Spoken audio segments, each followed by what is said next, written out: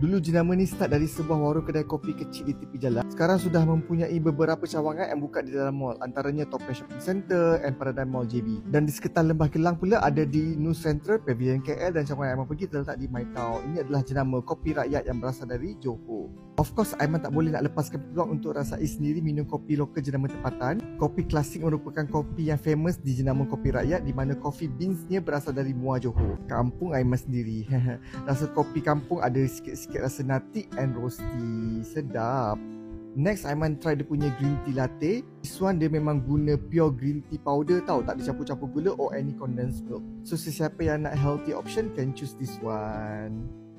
And if you guys are the first customer, korang boleh download the app. Korang akan dapat buy one free one voucher plus RM5 cash voucher. Oh, by the way, takeaway packaging dia cun ya guys. So apa tunggu lagi? Head to your nearest Kopi Rakyat store.